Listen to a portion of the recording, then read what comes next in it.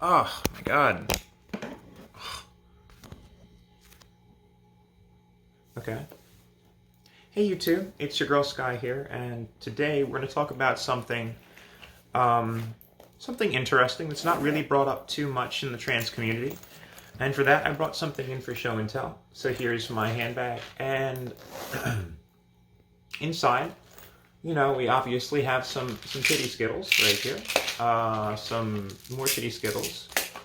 We have some makeup. I think I have a $20 bill in one of these pockets. Yeah, right. Band-Aids, just in case somebody gets hurt. Always want to be prepared. Got triple antibiotic packets in there. And something else that I carry with me, if I can bring it out, is I'm going to pull a rabbit out of a hat right now and shock you all. This is what I brought in for show and tell today.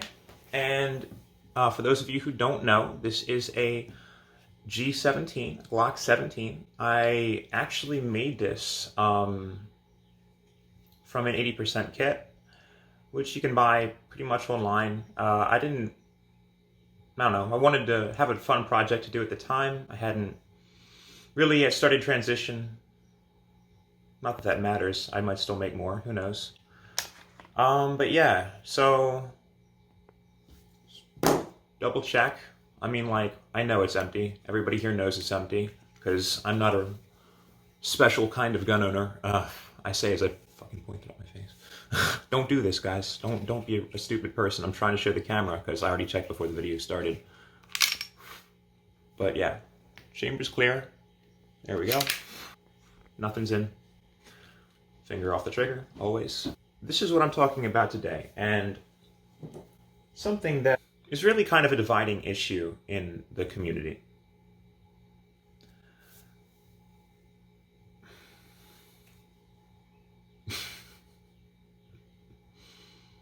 So today we're going to talk about why I am a gun owner and why I think that it would behoove some sane people to carry, which is something that is totally not talked about. Here's where I get a chance to explain myself and say this is why I choose to own a gun.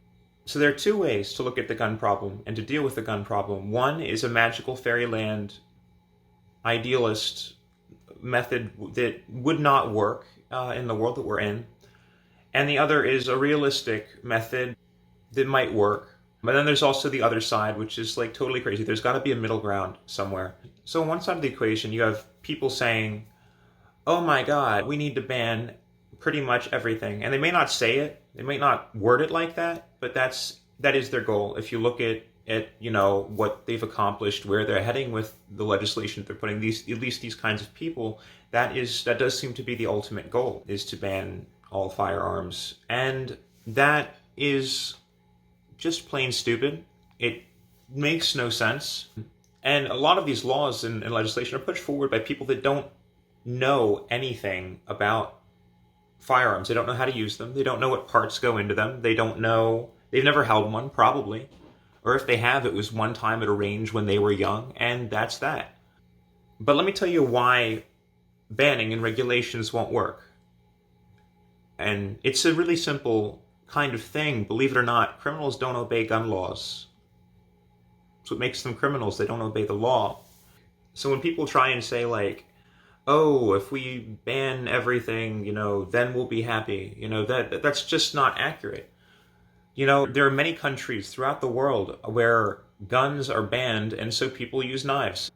It's not the tool that should be banned, it's the ideology behind the specific use for that tool. And even in countries where they've had anti-gun laws forever, there are gangs, there are organizations that still have a lot of guns in every single country. You can't uninvent something. Guns have been invented. They've been around for a long time. They're not going anywhere. And so you have a choice. You can either use it to do good, or you can use it to do bad. Since they're out there, since people have them, since there are some crazy people that have them, there also need to be good, responsible people that have them. And that's where you and I and other sane people, I hope you're sane, come in and use them responsibly. Maybe have a fun day at the range with some friends. Maybe just keep it with you, just in case something happens. But banning them completely wouldn't work, because you can't uninvent something. You can't destroy that. You just can't. There will always be people that'll have guns, and that's just the way things are. On the other side of the equation, you have people saying, "Oh, arm way more people than we already have. Arm way more people than we already have." But to say that we should have open carry security guards in schools is not good. It doesn't send the right message. I mean, and that is a bullshit message. I wouldn't want my teachers to be armed. That would be way more intimidating as a kid growing up, and it's not healthy. I do believe that maybe a few specific people should have concealed carry permits, and it doesn't necessarily have to be the security guard. If you're mentally able and stable and sane, then you should absolutely be able to own a firearm. It's just the way things work, and you should be able to conceal carry in case something goes wrong. Another big reason that I carry it is, so I used to be a boxer. I still got some guns. Why did I do that? I used to be a boxer. I still have massive biceps, which suck for me right now, but I have lost a lot of strength, and I don't know how much I trust myself and my abilities in a fight now. There have been times in the past where people have started stuff, and I have been able to defend myself because I did train and because I was strong. HRT kind of melts your muscles, so I'm not the badass I once was. I don't know if I'll post a picture of my former badass self up here. Maybe I will, because I was badass. But I have lost a lot of strength, and I don't necessarily trust myself if there's somebody bigger than me, or if there's somebody who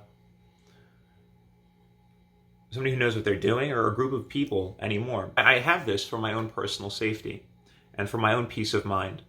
There's a quote in The Alchemist where the main character, Santiago, meets an Englishman.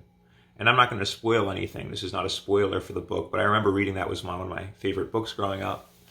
And Santiago, the main character, asks this Englishman why he always carries a revolver on his hip. And the Englishman says, "Well, it helps me trust people." Sometimes helps you trust people. You know, if you're in a part of town that's not great, it's good to have the power in case you need it, in case somebody decides to start a fight, and as a preventative force. If somebody sees you walking around with a handgun on your side, they're going to be much less likely to pick a fight with you. They're going to be much less likely to start antagonizing you. And so it's I would say a healthy preventative measure for stopping things from escalating. Now, I'm not saying you pull it out and wave it around if somebody takes you off. I think that's horrible, and if you do that, you should lose it immediately. But, you know, if somebody's just talking trash. But if somebody's coming at you, putting yourself or somebody else's life in danger, and you have that, that's a great tool to be able to defend yourself with. So that's as simple as that. But you do need to learn some gun safety.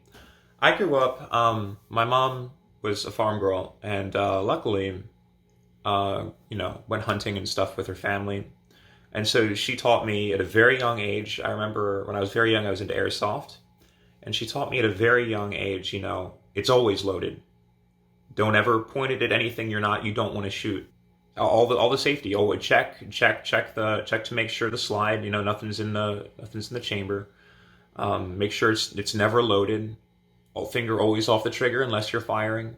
And those are all just basic rules. It was drilled into me at a young age. I remember one time I had it, and it was just a little spring airsoft gun. And I was like, can I just dry fire it? There's nothing in there. It's not loaded. And I was told, it's always loaded. It's always loaded. Don't fire it. It's always loaded. And so that kind of mindset, it's a healthy mindset to have. It's a disciplined mindset to have. And more people that own these things need to have this kind of mindset.